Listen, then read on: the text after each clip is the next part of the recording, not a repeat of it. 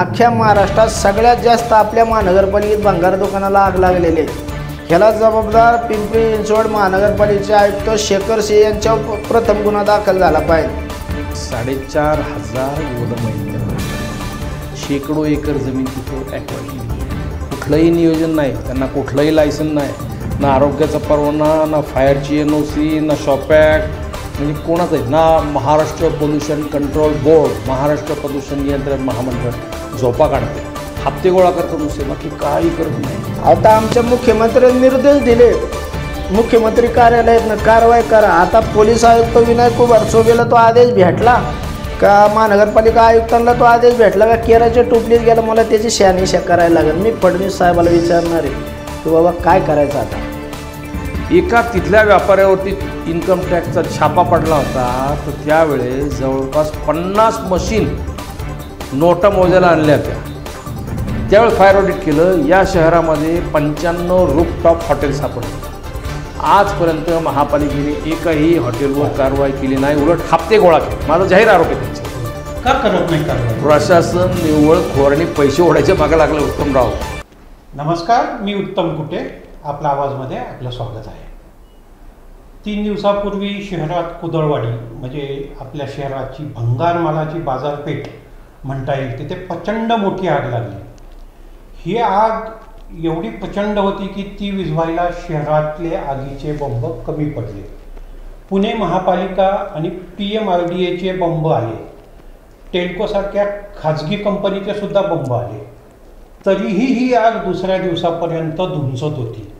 सुदैवानं ह्या आगीत प्राणहानी झाली नाही, हे नशीब. कुदळवाडीत ह्या वर्षी लागलेली ही 44वी आग आहे. कुदळवाडीत अनधिकृत भंगार दुकानं आणि गोदामं यांना वरच्या वर आगी लागत आहेत. त्या का लागत आहेत, त्यामागची कारणं काय आहेत, हे आज आपण जाणून घेऊयात. त्यासाठी आज आपल्या स्टुडिओत आहेत सामाजिक कार्यकर्ते आणि भाजपचे शहर सचिव तथा चिटणीस सचिन काळभोर. आपलं स्वागत आहे. नमस्कार. दुसरं म्हणजे आपल्याकडे उपस्थित आहे सामाजिक प्रश्नांची जाण असणारे आणि त्याविषयी लिखाण करणारे ज्येष्ठ पत्रकार अविनाश चिलेकर. आपलंही या चर्चेत स्वागत आहे. माझा पहिला प्रश्न या संदर्भात थेट SIT चौकशीची मागणी करणारे काळभोर यांना आहे. त्यांनी ह्या प्रकरणात म्हणजे एवढी मोठी आग लागूनही त्या संदर्भात अद्याप गुन्हा दाखल झालेला नाही, म्हणून त्यांनी याबाबत थेट SIT चौकशी व्हावी अशी मागणी पुणे जिल्ह्याचे कलेक्टर आणि थेट मुख्यमंत्री देवेंद्र फडणवीस यांच्याकडे केली आहे. म्हणून माझा प्रश्न पहिला त्यांना आहे आणि त्या तक्रारीत त्यांनी असा आरोप केला आहे की या आगीला आणि भंगार माफियांना पालिका आयुक्त आणि पोलीस आयुक्तांचा अभय आहे आणि योगायोगानं ह्या दोघाही वरिष्ठ अधिकाऱ्यांनी आगीच्या ठिकाणी अद्याप भेट दिलेली नाही. काळभोर, तुम्ही काय सांगाल? पालिका आयुक्त आणि पोलीस आयुक्त दोघांनी भेट दिलेली नाहीये, कशामुळे भेट दिली नाही? तुम्ही जो आरोप केला आहे की ह्या भंगार माफियांना त्यांचा अभय आहे, का तुम्ही असं म्हणता? तुम्हाला का असं वाटतं? पिंपरी चिंचवड महानगरपालिका हद्दीतील कुदळवाडी, तळवडे, चिखली, मोशी भागात गेल्या 10 वर्षापासून 500च्या वर आगीच्या घटना घडल्यात. आता हे भंगार माफियांचा हा इथं अड्डा 35 वर्षापासून शहरात आहे. गेल्या 8-10 महिन्यापूर्वी स्पार्कल कॅन्डल कंपनी तळवडेमध्ये आग लागली. 14 महिला मरण पावल्या, इतर जखमी झाल्या. जखमींना 5 लाखाची मदत देणं अपेक्षित होतं, 2-2 लाख मदत दिली आणि मरण पावलेल्यांना 2-2 लाख मदत दिली, जखमींना 50,000 मदत दिली.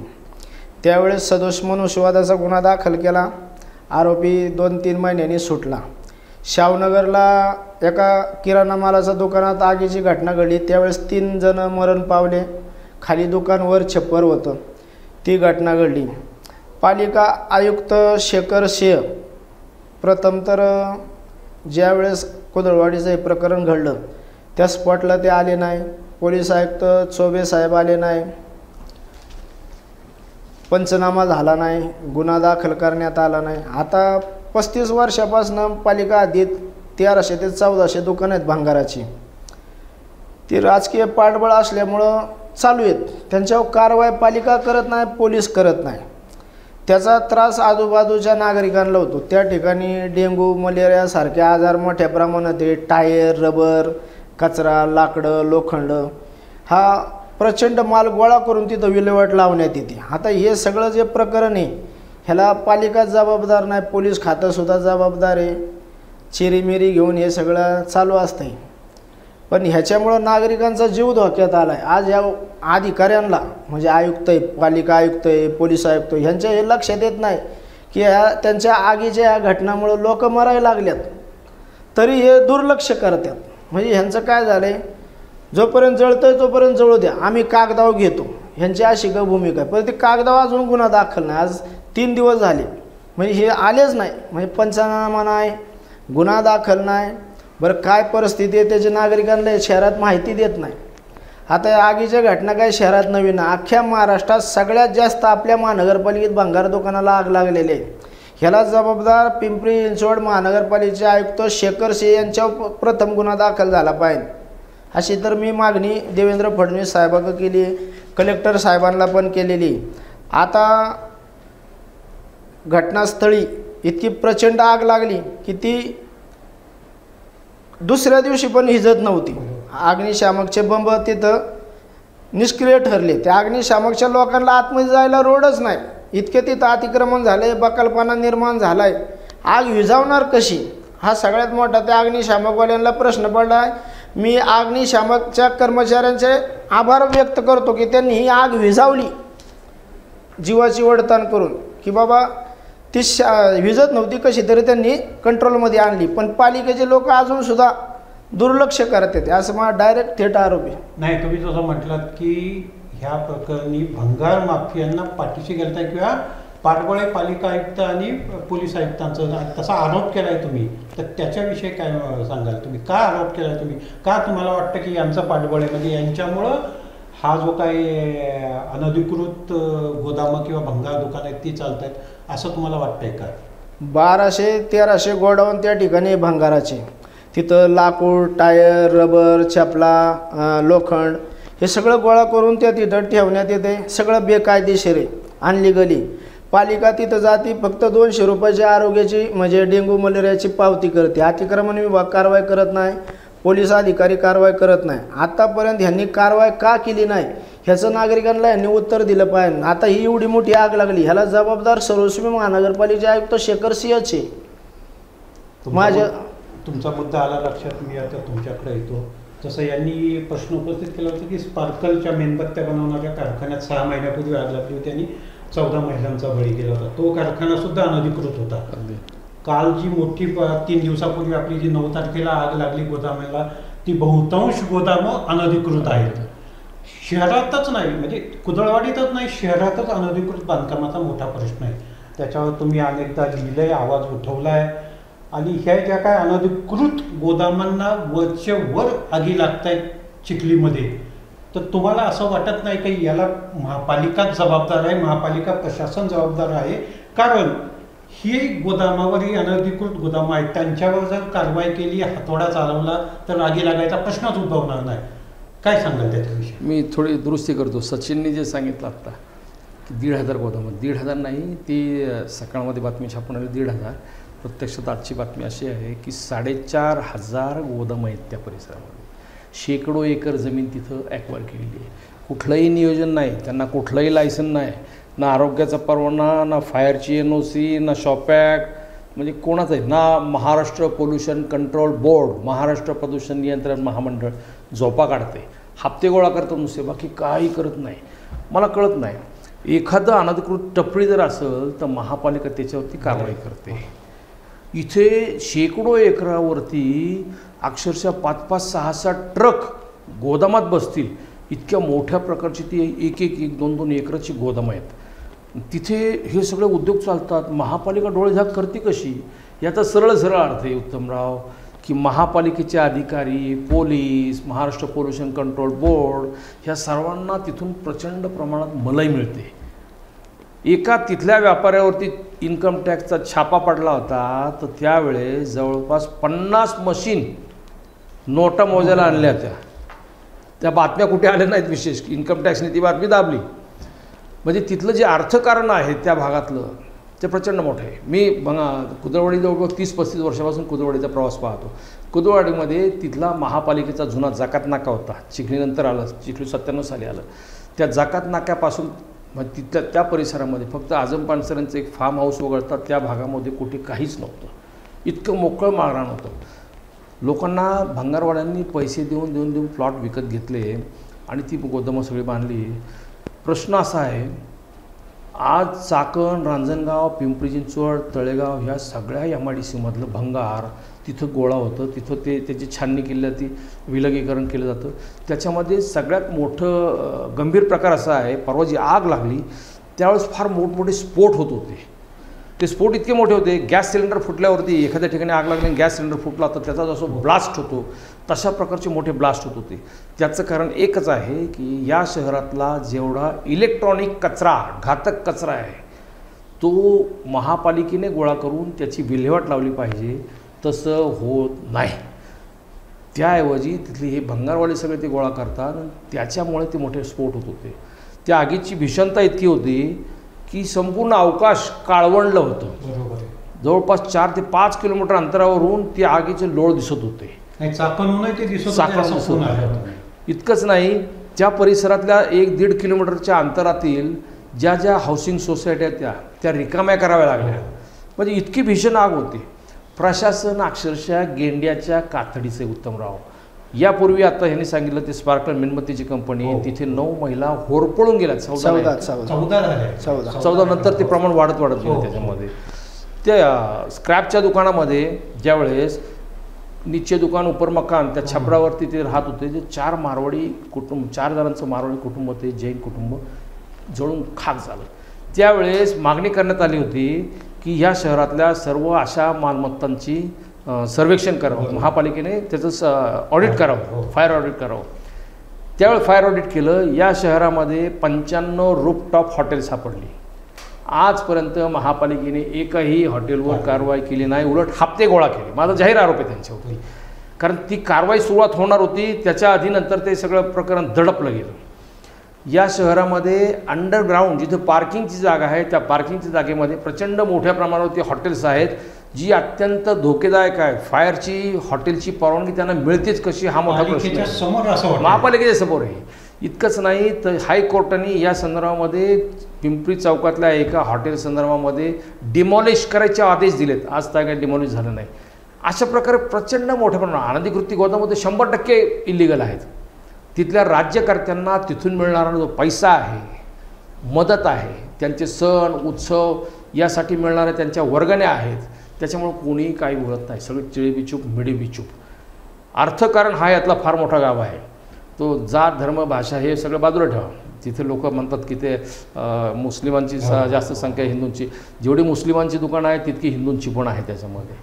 पण त्याला शिस्त कुठेच नाही आहे आणि महापालिकेचं कुठंच नियंत्रण नाही.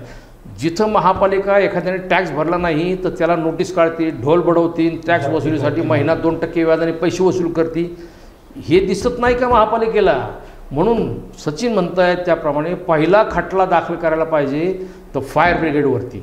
कारण कामामध्ये कामचुकारपणा केला. हे लोक पगार कसला घेतात? शहरामध्ये दिवाळीच्या काळामध्ये जी संपूर्ण अनधिकृत फटाक्याची दुकानं असतात, नोटीस काढतात. कशासाठी नोटीस काढतात? ती परवाना घ्यावी म्हणून नाही काढत, ते आम्हाला येऊन भेटा यासाठी ते नोटीस काढत आहेत.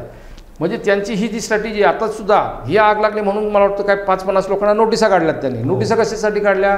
तिथं जाऊन त्यांना भेटा, कॉम्प्रोमाइज करा, पैसे द्या, तेरे बिचूप मेरे बिचूप. आतापर्यंत वर्षभरात 45 आगी लागल्यात. एका तरी आगीच्या प्रकरणामध्ये गुन्हा दाखल झाला आहे का? मी तर जाहीरपणे अशी मागणी करेल, उत्तमराव, शहरातील नागरिकांनी ह्या बाबतीमध्ये जागं व्हावं. आपलं शहर होरपळचं आहे अक्षरशः. विविध रासायनिक कचरा त्या कुदळवाणू इतक्या मोठ्या प्रमाणावरती त्या नाल्यामध्ये धुतला जातो, ती इंद्रायणी काळवंडते. म्हणजे महाराष्ट्र पोल्युशन कंट्रोल बोर्डाला हे दिसत नाही का? यांची म्हणजे डोळ्याची खाचडं झालीत का? त्याच इंद्रायणीचं पाणी पुढे आळंदीत लोक वारकरी तीर्थ म्हणून किती किती किती पाप आहे म्हणजे इतकं फार भयंकर. उत्तमराव परिस्थिती इतकी भयंकर आहे. या सर्वांना राज्यकर्त्यांचं पाठबळ असल्यामुळे हे सगळे शेफारले असा जाहीर आरोप आहे. माझा तुम्हाला दुसरा प्रश्न आहे की गेल्या 2.5-3 वर्षापासून शहरात प्रशासकीय राजवट सुरू आहे. म्हणजे पालिका पदाधिकारी म्हणा, माजी महापौर म्हणा, स्थायी समिती अध्यक्ष म्हणा, यांचा कुणाचा किंवा स्थानिक नगरसेवक कुणाचाही हस्तक्षेप नाही. तरीही शहरातील अनधिकृत बांधकाम आणि त्यातही ही आगी लागणारी किंवा जी चिखलीतील अनधिकृत भंगाराची दुकानं आणि गोदाम आहेत याच्यावर का हातोडा म्हणजे का चालवला जात नाही? का वाटतं तुम्हाला? म्हणजे का प्रशासन म्हणजे आत्ता प्रशासनाला पूर्ण मोकळीक आहे तरीही ते हे का करत नाही कारवाई? प्रशासन निव्वळ खोराने पैसे ओढायच्या मागे लागलं. उत्तमराव, या शहरामध्ये 2.25 लाख अनधिकृत बांधकामं होती म्हणून अनधिकृत बांधकामाचा विषय गेले 10 वर्ष त्याच्यावरती निव्वळ राजकारण सुरू आहे. 2.25 लाख बांधकामं होती. प्रशासकीय राजवटीमध्ये त्याच्यामध्ये लाखभर बांधकामाची भर पडली आहे म्हणून त्या बांधकामांवरती गुन्हा नाही दाखल केला पाहिजे. त्या विभागातले बेट निरीक्षक, त्या विभागातले कार्यकारी अभियंता, प्रभाग अधिकारी यांच्यावरती गुन्हे दाखल करायला पाहिजेत की तुम्ही काम चुकारपणा करता. तुम्ही तिथून बांधकाम सुरू असताना ते बांधकाम होऊ द्यायचं. 2-4 लाख रुपये तिथून हप्ता मिळाला की ते बांधकाम संपूर्ण इमारत उभी राहते. हो, तुम्ही किती तक्रार, आम्ही स्वतः किती तक्रार केल्या तशा काही उपयोग होत नाही. हे त्यांना पूर्ण राजकीय संरक्षण आहे. त्याच्यामुळं प्रशासन इतकं निडर झाले, शेफारलेलं आहे. या शहराची वाट लागायची वेळ आलेली आहे. आत्ता दुपारी गेल्या 2-4 महिन्यापूर्वीचा प्रकार घ्या. इंद्रायणी नदीमध्ये काहीतरी 50-50 बंगले झालेत. इंद्रायणी नदीमध्ये MPSCBने तिकडं मला वाटतं कोर्टाने ग्रीन ट्रायब्युनलने आदेश दिला की ती पात्रातली बांधकामं पाडा. प्रश्न असा आहे, त्यानंतर बांधकामं पाडाचा आदेश झाल्यावरती त्यांनी शहरातल्या नदीच्या किनारची जी ब्ल्यू लाईनमधली बांधकामं आहेत त्यांना नोटिसा दिल्या. 2900 काहीतरी बांधकामं आहेत. कारवाईचं नाटक केलं. राजकारण्यांकडे गेले, कारवाई जैसे ते परत जागावरती थांबली. हे सगळे एकमेकाची मिलीभगत आहे. हो, मिलीभगत आहे. म्हणजे प्रशासन, राजकारणी, ठेकेदार, दलाल हे सगळे मिळून हे सगळं करतायत. त्याचं हे कुदळवाडी हे त्याचं एक आत्ताचं निमित्त आहे. ज्यावेळेस आग लागते त्यावेळेस आपण ह्या विषयावर चर्चा करतो, दरवेळेस आपण बातम्या देतो. किती प्रशासन गंभीर आहे? हे प्रशासन बिलकुल संवेदनशील नाही.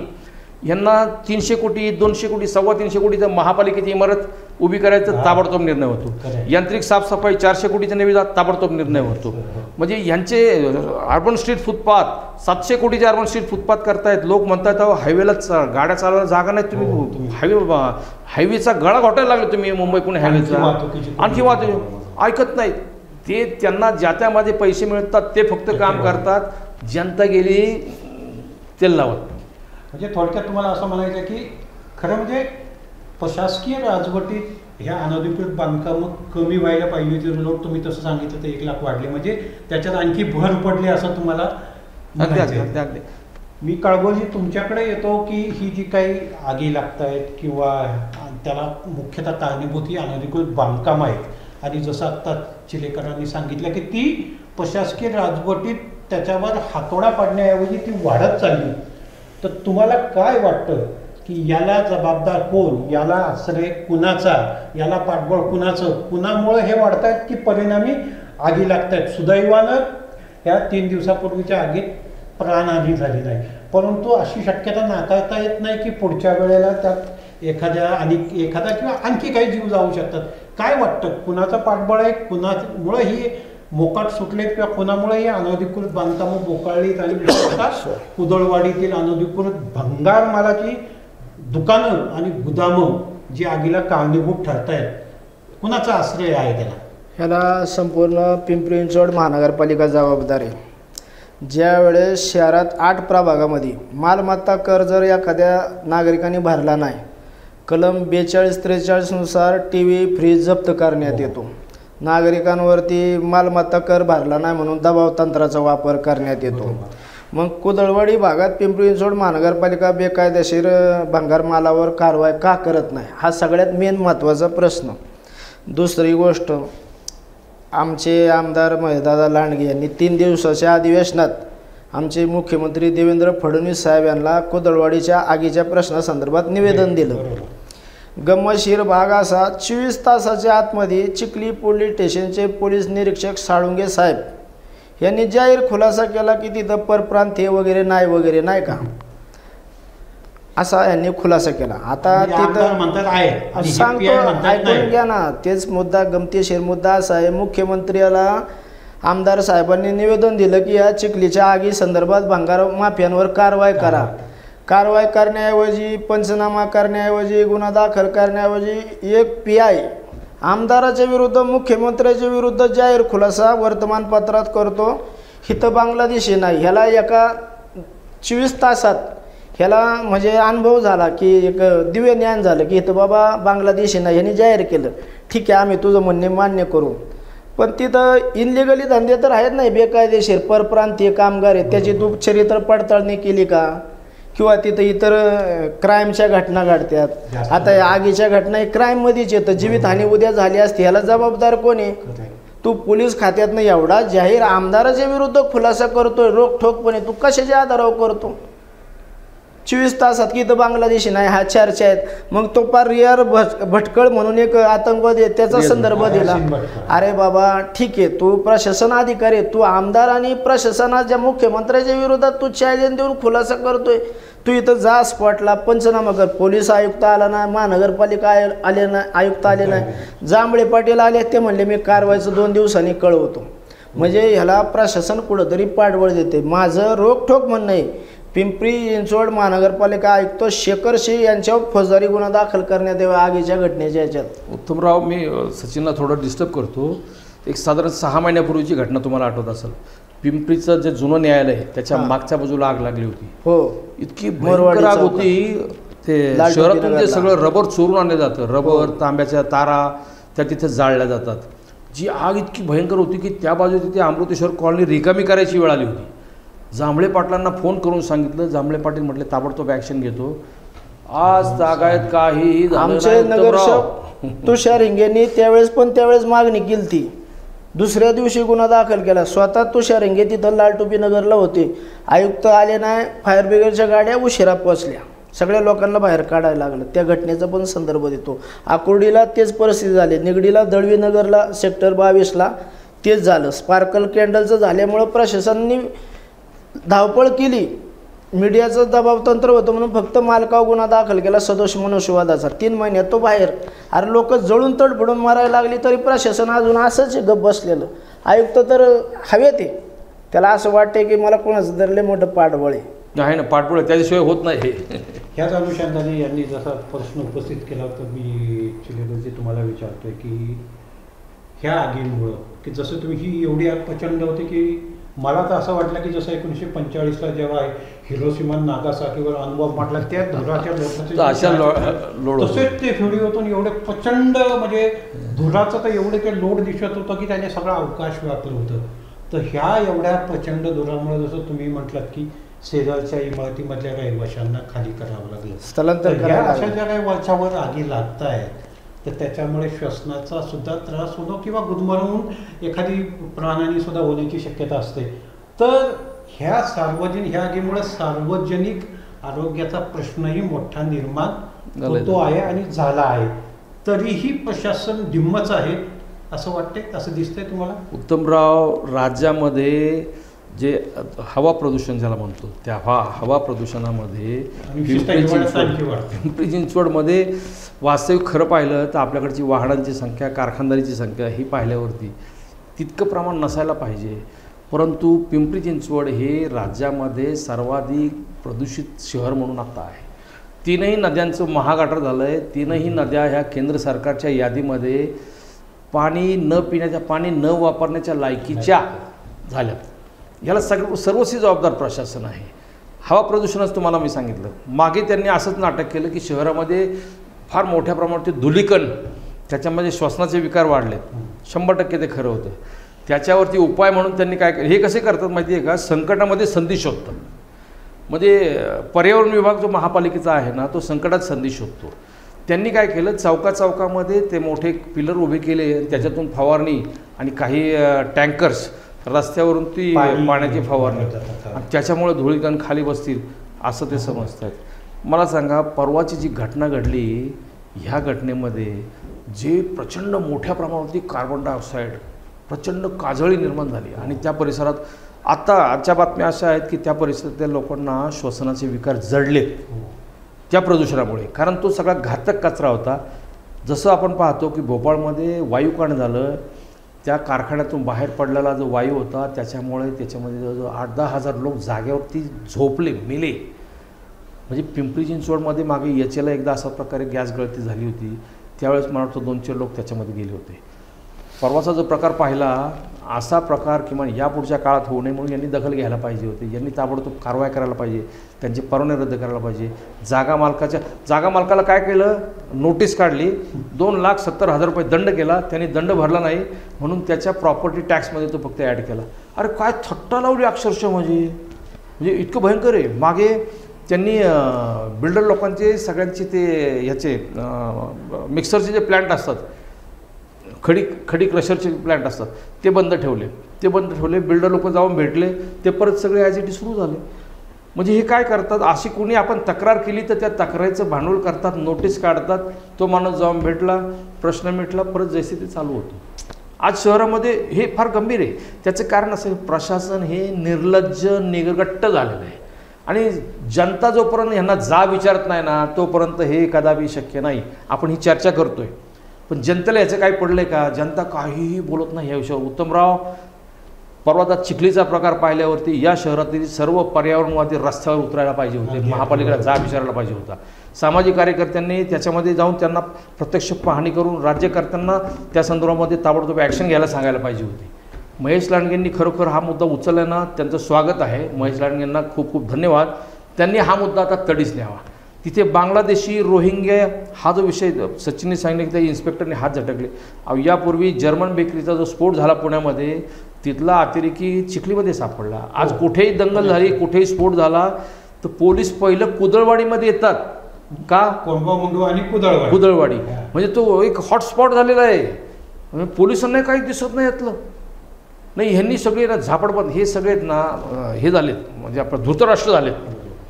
म्हणजे तुमचा एक मुद्दा मला अगदी बरोबर पटला की किमान पर्यावरणवाद्यांनी तरी हे जे काही याच्यामुळे आगींमुळे वाढतं प्रदूषण होतं त्याच्यामुळं समोर यावं किंवा त्यांनी लोकांना जागृत करावं. लोकांनी खरं म्हणजे ह्या प्रकरणात उठाव केला पाहिजे. अगदी तुमची एकदम महत्त्वाचा मुद्दा उपस्थित केला आणि ह्या चर्चेतून आमचाही उद्देश किंवा हेतू हाच आहे की लोकांनी जागृत व्हावं, किमान उठाव करावा, याचा जाब त्यांनी प्रशासनाला विचारला पाहिजे. मी काळभोजी तुमच्याकडे येतो. मला याच्यात आणखी एक खूप गंभीर मुद्दा या आगीच्या निमित्ताने उपस्थित झाला आहे की ही आग विझवताना काही लाख लिटर पिण्याचं पाणी वापरलंय. खरं म्हणजे ही आग विझवताना आपण STP प्लांटमधून जे काही पाणी बाहेर पडतं त्याचा वापर करायला पाहिजे होता. सध्या गेल्या 5 वर्षापासून शहरात दिवसाड पाणी पुरवठा होतोय. यांचं म्हणणं आहे की पूर्ण शहराला दररोज पाणी पुरवठा केला जाईल एवढं पाणी नाही आपल्याकडं. मग हे असं लाखो लिटर पिण्याचं पाणी आग विझवायला वापरणं तुम्हाला योग्य वाटतं का? आणि त्यातही सध्या दिवसाड पाणी पुरवठा सुरू असताना एवढा पाण्याचा जो अपव्यय होतोय तो मान्य करता येईल असा आहे का? आणि त्यासाठी पालिकेने म्हणा, उद्यानं म्हणा किंवा ही अशी आग लागली तर तिथं STPतलं जे काही पाणी आहे ते वापरायला नको का, असं काय सांगायला येतं? ना आता परवाची परिस्थिती खूप गंभीर होती. तिथं काय आपण थोडं जर हे केलं, पाणी कमीच पडलं होतं. ॲक्च्युली अग्निशामक पूर्ण ताकदीने काम करत होतं. तिथं त्यांना आतमध्ये जाता येत नव्हतं. रस्ता छोटा अरुंद असल्यामुळं त्यांची अडचण झाली, आग भडकत गेली. त्याच्यामुळं पाण्याचे टँकर कमी पडले हे मी मान्य करतो. त्यांनी ते वापर केला असं आता म्हणजे अर्जंटमध्ये करतंय नाही का. पण त्याचा दुसरा भाग असा, 3 दिवस झाले आज विधान परिषदेचा आमदार मुख्यमंत्र्यांना करतो फक्त एका मिनिटासाठी. ह्या आगीचं म्हणत नाही, ह्या आगीत ठीक आहे पाणी कमी पडलं, आग मोठी होती ना, तिथं तर वापरायलाच पाहिजे. शहरातल्या सगळ्या जागेत ते पिण्याचं पाणी नाही, सगळ्या ठिकाणी नाही. आता हे परवाचं परिस्थिती खूप गंभीर होती, हे तर गरजेचं होतं. बाकीच्या ठिकाणी तर STPचा वापर व्हायला पाहिजे. त्या मुद्द्यावर मी सहमत नाही त्यांचा.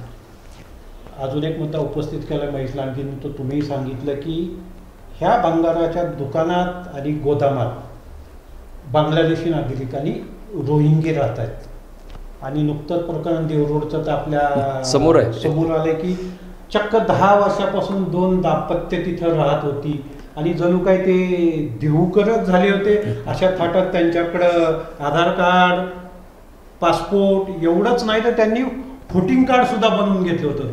म्हणजे गेल्या 10 वर्षापासून ते राहत आहेत आणि त्याचा प्रशासनाला पत्ता लागत नाही. तसंच इथे सुद्धा एखादा लोकप्रतिनिधी आमदारासारखा जो 3 टर्म आमदार आहेत तो आरोप करतो की इथल्या भंगार मालाच्या दुकानात आणि गोदामात बांगलादेशी आणि रोहिंग्या आहेत. तुम्हाला हे वाटत नाही का देशाच्या सुरक्षितेच्या दृष्टीने हे थोडंसं घातक किंवा धोक्याचं चिन्ह आहे? उत्तमराव, आगीचा प्रश्न हा फक्त त्या कुदळवाडी पुरता लिमिटेड नाही आहे. आगीचा विषय हा संपूर्ण शहराचा आहे. तसाच हा जो प्रश्न तुम्ही सांगितला बांगलादेशी रोहिंग्यांचा प्रश्न हा फक्त कुदळवाडी पुरता लिमिटेड नाही आहे, पिंपरी चिंचवड शहरापुरता येतो. त्या परिसरामध्ये रोहिंगे बांगलादेशी आहेत असं जर दस्तूरखुद्द आमदार सांगतायत तर याचा अर्थ 100% तिथं ते असणार आहेत. आपल्याकडं दुर्दैव असं आहे, आपल्याकडं महसूल यंत्रणा पूर्ण किडलेली आहे. विलासराव देशमुखांच्या नावाने रेशन कार्ड मिळतं, 1000 रेशन कार्डाचं बरोबर. हो, मला सांगा, आधार कार्ड तुम्ही 500 रुपये दिलं तर तुम्हाला आधार कार्ड घरपोच आणून देतात. तुम्ही 1000 रुपये दिलं तर तुम्हाला RTOचं लायसन तुम्हाला घरपोच आणून देतात. म्हणजे यंत्रणा इतकी सडलेली आहे. त्याच्यामध्ये असे बांगलादेशी येणार, तिथे स्थायिक होणार, ते तुमच्या पुढाऱ्यांची बनावट शिफारसपत्रे घेणार, तलाट्याचा बनावट दाखला घेणार, तलाट्याला 5-50 रुपये दिले की तो दाखला देतो. म्हणजे अशा प्रकारे ते सगळे डॉक्युमेंट तयार करणार. परवा त्या रोहिंग्याचं उदाहरण तर ते म्हणजे सगळ्यांचे डोळे उघडणार आहे अक्षरशः, की आपल्या देशात आओ जाओ घर तुम्हाला, कुणी या कुणी राहा, त्याला सगळ्या सुविधा मिळतात, तुम्ही टॅक्स भरा फक्त. म्हणजे घुसखोर, तुम्हाला मी एक फक्त थोडंसं डिस्टर्ब होतं, हे जे घुसखोर आहेत का बांगलादेशी आहेत किंवा रोहिंगे आहेत, यांना बस्तान बसवण्यात आपले भारतीय जे काही लाचखोर अधिकारी आहेत ते कारणीभूत ठरतात. त्यांच्यामुळं ते इथे भारतीय असल्यासारखं राहतात असं आपण म्हणायला हरकत नाही. उत्तमराव, परवा रोहिंग्याच्या प्रकरणामध्ये ज्याने डॉक्युमेंट देण्यासाठी मदत केली त्या सगळ्यांवरती फौजदारी गुन्हे दाखल करून त्यांना अटक टाकलं पाहिजे पहिलं. अशा प्रकारे बनावट रेशन कार्ड काढून देणारे जे असतील ते दलाल असतील, तिथला तो तहसीलदार असेल, तिथला सर्कल असेल, तलाठी असेल, यांच्यावरती गुन्हे दाखल केले पाहिजे. याची हिंमत नाही झाली पाहिजे परत अशा प्रकारचे दाखले द्यायचे. या देशात बाहेरचा नागरिक येतो तो आधार कार्ड काढतो, बाहेरचा नागरिक येतो तो व्होटिंग कार्ड काढतो. हे कसं शक्य आहे? म्हणजे आपली यंत्रणा किती पोखरलेली आहे त्याचा हा नमुना आहे. तुम्ही एकाला जर सजा केली ना तर पुढचे सगळे सरळ होतील, पण इथे सजाच होत नाही. उत्तमराव, जात कोणाकडे मागायची हा प्रश्न आहे. आपण चर्चा करतो, दात कोणाकडे मागायची हा प्रश्न आहे. म्हणजे बांगलादेशी नागरिक तिथं 100% आहेत, रोहिंगे आहेत. तुम्ही त्या परिसरात फेरफटका मारला ना, तिथली शिस्त, तिथलं सगळा कारभार पाहिला की तुम्हाला लक्षात येतं की आपण कुठेतरी बाहेरच्या देशामध्ये एखाद्या तुर्कस्तानमध्ये आलो की काय, इतकी वाईट परिस्थिती आहे तिथे. कुठलं आता ह्यांनी सांगितलं की फायर ब्रिगेडचे बंब जायला तिथं रस्ता नव्हता. और रस्ता काय, तिथं गल्लीसुद्धा शिल्लक नाही आहे. आतमध्ये गेलेला माणूस तिथं सापडत नाही आहे. मागे एका भंगार व्यावसायिकांनी एका त्याला विरोध करणाऱ्याचा खून केला आणि त्याच्या भंगारच्या गोदाममध्ये त्याचा मृतदेह गाडला होता. महिनाभराने ते निदर्शनास आलं. म्हणजे अशा प्रकारे इतकं सिरियस मॅटर तिथं होतो. तुम्ही इथं चर्चा करताय, तिथे काय म्हणजे हे गुन्हेगारी इतके प्रचंड मोठ्या प्रमाणावरती तिथे आहे आणि पोलीस निर्लज्जसारखं सांगतात तिथं कोणीच नाही आहे. हे सचिन जे सांगतोय ते फार गंभीर आहे, फार सिरियस आहे. महेश दादांनी त्या संबंधित इन्स्पेक्टरची सुद्धा चौकशी करायला पाहिजे. आणि हा प्रश्न आता आमदारांनी हातात घेतलाच आहे. तर राज्य सरकारमार्फत संपूर्ण कुदळवाडीची एकदा स्वच्छता मोहीम हातात घ्या तुम्ही. आता हे जर 100% बेकायदा गोदामं असतील, तिथं जसं योगींनी उत्तर प्रदेशमध्ये बुलडोझर लावला, इथे बुलडोझर लावा. तुमच्यात हिंमत असेल ना तर तुम्ही ते खरोखर करा. फक्त आज बोलायचं, चर्चा करायची ना, 8 दिवसांनी विसरून जायचं, परत आग लागली की परत त्याच्यावरती ये रे माझ्या मागल्या, याला काय अर्थ नाही आहे. काम दाखवा. 6 महिन्यापूर्वी आपला हा बोला तुम्ही. कुदळवाडीच्या आगीसंदर्भात महेशदादांनी मुख्यमंत्र्यांना पत्र दिल्यानंतर आज 3 दिवस झाले. पुणे जिल्हाधिकारी, पुणे विभागीय आयुक्त, पिंपरी चिंचवड महानगरपालिका आयुक्त, पोलीस आयुक्त विनायक कुमार चौबे यांनी अति तातडीने दखल घेऊन अख्खा कुदळवाडीचा जो भंगार माफियाचा जो बेकायदेशीर एरिया आहे तो अतिक्रमण करून नेस्तनाबूत करण्यात यावा. त्या ठिकाणचे टायर, लोखंड, म्हणजे लाकडी वस्तू ज्या काय म्हणजे ना आरोग्यास घातक आहेत, ज्याने डेंग्यू मलेरिया झाला आहे, बरं आगीच्या घटना वाढल्यात, ह्या सगळं जप्त करून तो भाग एकदम सपाट करण्यात यावा. आता पिंपरी चिंचवड महानगरपालिका स्मार्ट सिटीमध्ये येते आणि तरी पिंपरी चिंचवड महानगरपालिकेला स्वच्छता अभियान पुरस्कार देण्यात येतो. एवढा मोठा बकालपणा, करोडो एकर जागेमध्ये, तळवड्याच्या कोपऱ्यापासून तर मुशीच्या टोकापर्यंत आयुक्त काय झोपला का? कसा पुरस्कार आणतो हा? मॅनेज देणाऱ्यांना पण काय म्हणजे थोडं शरम वाटली पाहिजे की आपण महानगरपालिकेला पुरस्कार भेटतोय, मला अभिमान आहे, पण तुम्ही कशाच्या आधारावर घेतात त्याचं पण जरा विश्लेषण करा. तुम्ही कुठं कमी पडतं याचं पण जरा हे केलं पाहिजे ना. म्हणजे न पाहता, परिस्थितीचा अंदाज न घेता, प्रत्यक्ष पाहणी न करता हा पुरस्कार दिला जातो. म्हणजे एकीकडे अस्वच्छता असताना स्वच्छतेचा पुरस्कार. कोदळवाडीतनं गेला ना माणूस तर त्या घाणीच्या वासाने त्या गलिच्छ म्हणजे इतकं साम्राज्य पसरलंय. टायर, हे रबर, चपला बिपला, इतका साठवणूक केलेली मालाची, करोडो रुपयाचा माल आहे. आणि तरीसुद्धा महानगरपालिकेला स्वच्छता अभियान पुरस्कार देण्यात येतोय. तो भाग वेगळा. बरं, आगीच्या घटना घडतात, ह्याला कायमस्वरूपी उपाययोजना केली पाहिजे. एक आमदार तुम्हाला सांगतोय आणि तुम्ही कुणी छोटासा अधिकारी येतो खुलासा करतोय. तो अभ्यास कर. तो आमदाराच्या विरुद्ध स्टेटमेंट करतोय, तू कशाचा खुलासा करतोय? प्रशासनाच्या विरुद्ध तू एका आमदाराच्या विरुद्ध खुलासा करतोय. बरं, तू शहानिशा करत नाही, डायरेक्ट थेट पद्धतीने सांगतोय. कारवाई राहिली बाजूला, तू बडाया कशाला मारतोय? बरं, पालिकेचे अधिकारी अजून कोण जबाबदारी घ्यायला तयार नाही. 2 प्रभाग येतात, फ आणि क, ह्याच्यामध्ये ही कुदळवाडी बसलेली. आरोग्य यंत्रणा निष्कामी ठरलेली, पोलीस यंत्रणा निष्कामी ठरलेली, पालिका आयुक्त तर दुरूनच दिवाळी साजरी करायला लागल्यात. फक्त पुरस्कार घेतात, पेपरला बातम्या देतात, झालं. 6 महिन्यापूर्वी जी काही स्पार्कल इंडियाची आपली स्पार्कलच्या मेणबत्त्याच्या कारखान्याला आग लागली होती, त्याबाबत मला वाटतं त्यावेळेला अधिवेशन सुरू होतं. त्यामुळे लगेच उमा खापरे आणि महेश लांडगे यांनीच प्रश्न उपस्थित केला होता. तरीही त्यापासून काहीही बोध घेतला नाही. परिणामी ही 9 तारखेची आग लागली किंवा त्याच्यापासून बोध म्हणजे विधिमंडळात आवाज उठूनही त्याच्यावर कार्यवाही झाली नाही. तर आत्तासुद्धा ह्या प्रकरणी माझा असा अंदाज आहे की जसं मुख्यमंत्र्यांकडे महेश लांडगेंनी भेट घेऊन मागणी केली, कारवाई करा, तुम्ही बुलडोझर चालवा. या वेळेला आत्ता 16 तारखेपासून हिवाळी अधिवेशन सुरू होतं आहे नागपूरला. त्याच्यातसुद्धा महेश लांडगे हा मुद्दा उपस्थित करतील असा अंदाज आहे. परंतु त्यानंतरही कारवाई होईल. महापालिका प्रशासन जे सुस्त झाले, ढिम्म झाले, ते हालेल असं तुम्हाला वाटतं?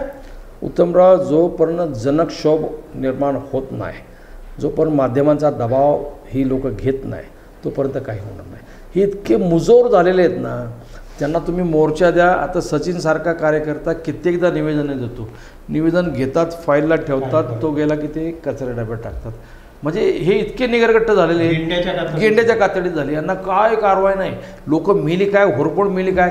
या ठिकाणी यांचा कोणी नातेवाईक जर होरपळ मेला असता तर यांनी काय केलं असतं? साधा प्रश्न आहे. अपघातामध्ये एखादा गेला तर तुम्ही तितके संवेदनशील असलं पाहिजे. या शहरातला 1 नागरिक काय, 2 काय, 10 महिला गेल्या काय, 14 गेल्या काय, तुम्हाला ती संवेदना जाणवत नाही हो. म्हणजे तुम्ही इतके निगरगट्ट झालात ना, त्याच्यामुळं. आणि लोकप्रतिनिधी कोणीच नाही हो. जे आहेत आत्ताचे लोकप्रतिनिधी जबाबदार, ते त्यांच्याशी हातमिळवणी करून काम करतायत. त्याच्यामुळे ते त्यांना घाबरत नाही. हे आमच्याबरोबर आहेत. जनतेने काय बोंबलाचं ते बोंबलू द्या, काही फरक पडत नाही या लोकांना. पण एक आहे, जनक्षोभ निर्माण झाला पाहिजे. याच्यावरती लोकांनी जाब विचारला पाहिजे. शहरातील पर्यावरणवादी, शहरातील होतकरू तरुण, ज्यांना महापालिका निवडणूक लढवायच्यात ना, त्या सर्वांनी या विषयावरती प्रशासनाला जाब विचारला पाहिजे की याला तुम्ही जबाबदार आहात, तुम्ही काय कारवाई केली. किती लोक आपल्याकडे तसं बोलत आहेत, एकही बोलत नाही. उत्तमराव, किती दुर्दैवाचे. हा सचिनसारखा एक सामाजिक कार्यकर्ता, तो निवडणूक नाही लढवत, परंतु त्याच्यासारखा सामाजिक कार्यकर्ता, मारुतराव भापकरसारखा एक कार्यकर्ता, ही लोक प्रश्न विचारतात. Housing federation, Moshi, Chikhli, Talwade, Charoli housing federation आहे, त्या लोकांनी आत्तापर्यंत कितीतरी तक्रारी केल्या. संजीवन सांगळे म्हणून त्यांचे अध्यक्ष, त्यांनी कितीतरी वेळा तक्रारी केल्या ह्या विषयावरती. गंभीर बाब अशी आहे उत्तमराव, त्या रिव्हर रेसिडेन्सीच्या परिसरामध्ये त्याच्या मागच्या बाजूला काहीतरी मोठीच्या मोठी आग लागली होती. रबर जाळत होते. तिथल्या परिसर, त्या उंच इमारती आहेत 8-10 मजल्याच्या, त्यांना त्या संपूर्ण धुराने लोक अक्षरशः वैतागले होते. कितीतरी वेळा तक्रारी केल्या, काडीचीही कारवाई केली नाही कोणी. सिरियस आणखी त्यापेक्षा पुढचा मुद्दा असा आहे, इथं जो घातक कचरा तो साफ केला जातो, त्याच्यातून जे केमिकलयुक्त म्हणजे ॲसिडयुक्त पाणी असतं, ते जिरवण्यासाठी इंद्रायणीच्या पात्रामध्ये बोर घेतली जाते आणि त्याच्यात ते पाणी रिचवलं जातं. किती सिरियस मॅटर आहे. काय MPSCBला काय माहीत नाही. हे डोळे झाक करतात. पोलिसांचे गुप्तचर काय करतात, त्यांना दिसत नाही ह्या गोष्टी. हे सगळे भयंकर प्रकार, फार भयंकर आहे. जनता जागी होत नाही तोपर्यंत काही होणार नाही, नाही तर असे मरा. तुम्ही म्हणताय ते अगदी बरोबर आहे. किमान जनतेनं जागृत तरी झालं पाहिजे. जनक्षोभ त्याच्यातून उफाळला तरच हे गेंड्याच्या कातडीचं प्रशासन म्हणा किंवा सरकार म्हणा त्याला जाग येईल. कर्तव्यात कसूर केल्याप्रकरणी मुख्यमंत्र्यांनी निर्देश दिलेत कारवाई करायचे. महानगरपालिका आयुक्त शेखर शे यांच्यावर प्रथम तो गुन्हा दाखल व्हावा ही माझी रास्त मागणी. आगीत आता जे नुकसान झालं ते झालं, पण ह्याच्यावर कायमस्वरूपी उपाययोजना करण्यात यावी. आयुक्ताला जबाबदार धरून त्याच्यावर गुन्हा दाखल करावा, ह्याला एकच पर्याय. प्रभाग अधिकारी काय करतो, तात्पुरतं मलमपट्टी करतो, अग्निशामकवाले येतात, आग विझवतात, त्याच्यातनं तोडगा निघत नाही. मोठी कारवाई झाली पाहिजे. आता इतकी मोठी घटना झाली, 3-4 दिवस झाले, अजून कशातच ह्यांना म्हणजे दखल घ्यायचं तर दूरच. हे ऑफिसमधनं बाहेरच निघायला तयार नाहीत, ना पोलीस आयुक्त ना महानगरपालिका आयुक्त. मुख्यमंत्र्यांनी निर्देश दिले खुद्द. 3 दिवस झाले ते मुख्यमंत्र्याचा केराच्या टोपलीला कागद पडलाय. आता काय करायचं, ते देवेंद्र फडणवीस साहेबाला वाईट वाटत असं नाहीला. मी ऑर्डर तर दिली महेश लांडगेच्या ह्याच्यामुळे, अजून का कारवाई व्हाय ना. आता मी भाजपचा कार्यकर्ता आहे, मला खंत वाटते. आमच्या आमदारांनी चांगली मागणी केली, बरं, आमच्या मुख्यमंत्र्यांनी आदेश पण दिले कारवाई करा, आणि तरी महानगरपालिकेचा आयुक्त कारवाई करत नाही, पोलीस आयुक्त तर मुगळून गप बसलाय. असं आता काय करायचं. म्हणजे सरकार आणि आमदार खात्याला जुमानतच नाही असं म्हणतो. आता आमच्या मुख्यमंत्र्यांनी निर्देश दिले, मुख्यमंत्री कार्यालयातनं कारवाई करा. आता पोलीस आयुक्त विनायक कुमार चौबेला तो आदेश भेटला का, महानगरपालिका आयुक्तांना तो आदेश भेटला का, केराच्या टोपलीत गेला. मला त्याची शहानिशा करायला लागेल. मी फडणवीस साहेबाला विचारणार आहे की बाबा काय करायचं आता, मलाच टेन्शन आले. तर प्रेक्षक हो, शहरात ज्या काही वाढत्या आगी लागतात, जसं मी आत्ताच म्हटलं की ह्या वर्षी पहिल्या 10 महिन्यात 1019 आगी लागल्या. तर शहराची भंगार मालाची बाजारपेठ असलेल्या कुदळवाडीत ह्या 10 महिन्यात 44, आणि त्याही प्रचंड मोठ्या अशा आगी लागल्यात. आत्ता 9 तारखेला आग जी लागली तो तर ब्रिगेड कॉल होता, म्हणजे सर्वात मोठा असा 1 नंबरचा कॉल होता. तर त्याच आगीच्या अनुषंगानं एकूण शहरात ज्या काही आगी लागत आहेत त्या कशामुळं लागत आहेत त्याचा उहापोह आपल्या 2 मान्यवरांनी केला. त्यावरची कारणंही त्यांनी सांगितलं. प्रशासन जागं झालं पाहिजे. प्रशासनाने या आगी लागणाऱ्या अनधिकृत गोदामं आणि भंगार मालाच्या दुकानावर हातोडा चालवला पाहिजे.